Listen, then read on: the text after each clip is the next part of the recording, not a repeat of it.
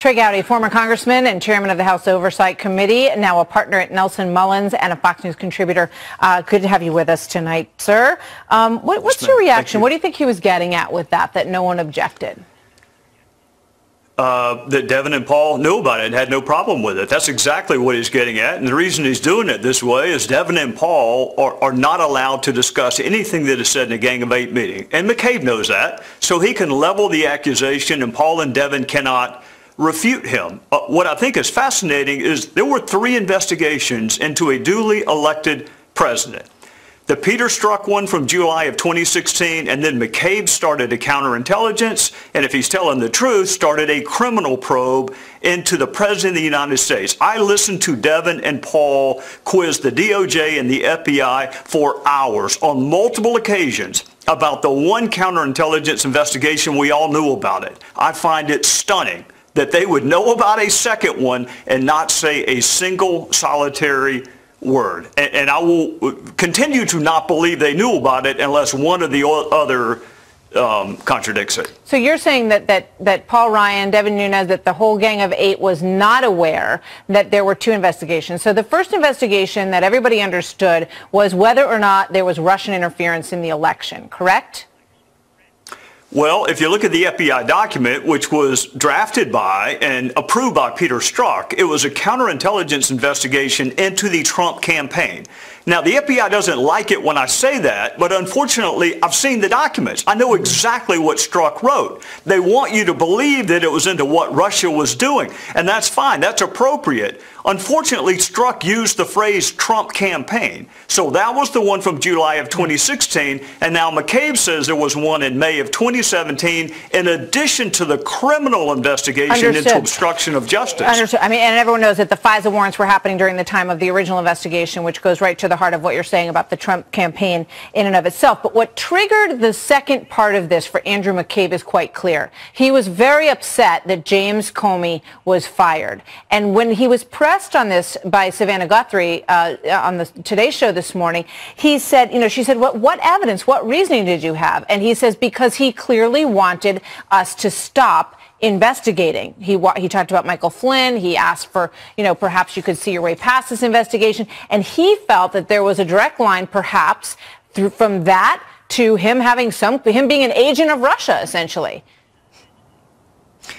If thinking that Jim Comey is not a good FBI director is tantamount to being an agent of Russia, then just list all the people that are agents of Russia. Chuck Schumer, Nancy Pelosi, Rod Rosenstein, who wrote the memo getting rid of Comey, Michael Horowitz, who's the inspector general.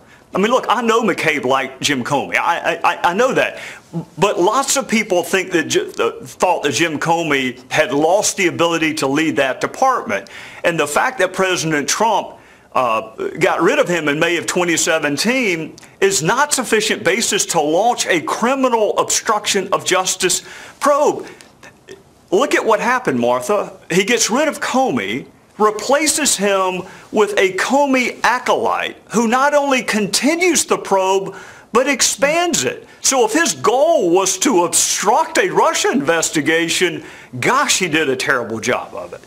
Well, your friend Adam Schiff clearly believes that this evidence that Andrew Mccabe speaks of definitely existed. And just to remind everyone, Andrew Mccabe said that he believed that the president was a national security concern and that it was such a potent moment for everyone because they were so terrified about this.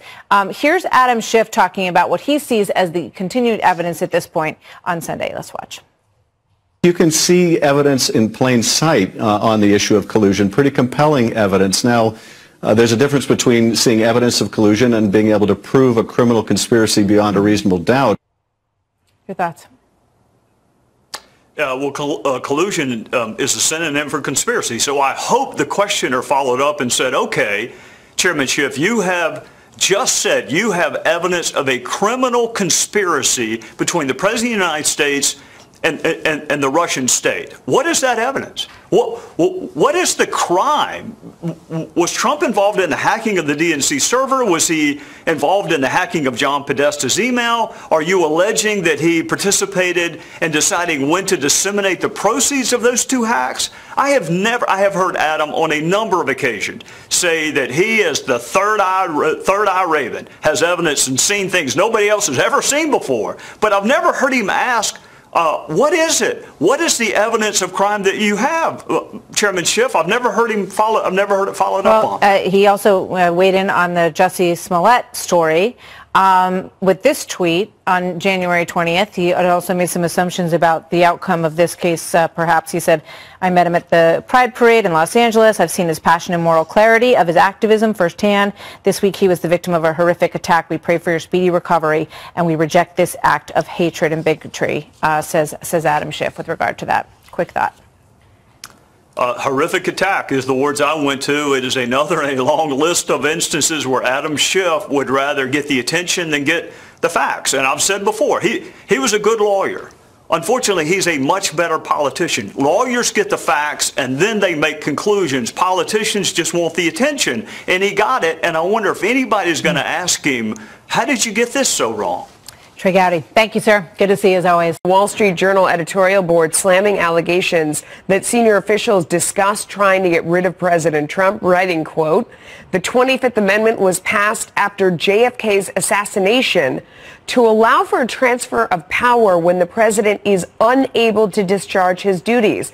It doesn't exist to settle political differences or to let scheming bureaucrats imagine they are saving the country from someone they fear is a Manchurian candidate. The constitutional process for that is impeachment." Let's bring in Alan Dershowitz, a Harvard Law professor emeritus, and he is also the author of The Case Against the Democratic House Impeaching Trump, making you the perfect guest to ask this very question to, sir.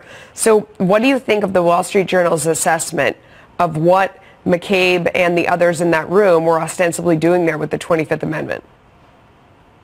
Well, not only do I completely agree with it, I have a piece today on the Hill that talks about a gaping hole in the Constitution. We have impeachment on the one hand, if you've committed a high crime and misdemeanor. We have the 25th Amendment on the other hand, if you are unable to govern, if you've been shot or if you've had a stroke. But in the middle, there's this large area that the Constitution doesn't deal with. And what Mccabe was basically saying is they were trying to fill the gap. They were trying to stretch the 25th Amendment because that might be easier to invoke because all you need is cabinet members first, and then you need 2/3 of both houses of Congress. But it would be utterly unconstitutional to do that, and it would be wrong as a matter of law and a matter of policy. So the Wall Street Journal is right on point with their editorial. I'm interested, though, how do you define that gap in the middle? I mean, what do you mean? If you want to remove the president, if what? Well, let's assume he's just doing a terrible, terrible job. He never shows up. He doesn't nominate anybody. He goes to the gym every day. He's capable of governing. He's very smart, but he just won't do the work. He won't appoint ambassadors. He won't meet with anybody.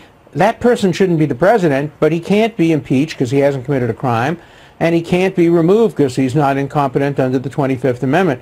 The framers consider this.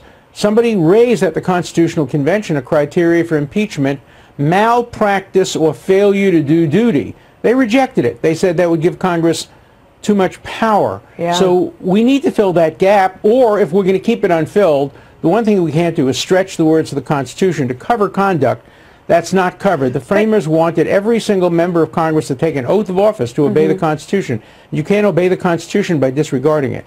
But isn't the middle ground there, Professor Dershowitz? Don't you vote the guy out of office or woman next time around? I mean, if they're going to the gym every day and they're not doing the job, it seems like the remedy's built in there. It's the ballot box. It's all of us. Of course, and in my article, I talk about a president who runs first term, says, I'm not going to run a second term, so there's nothing you can do. You have to just tolerate me for the next 3.5 years.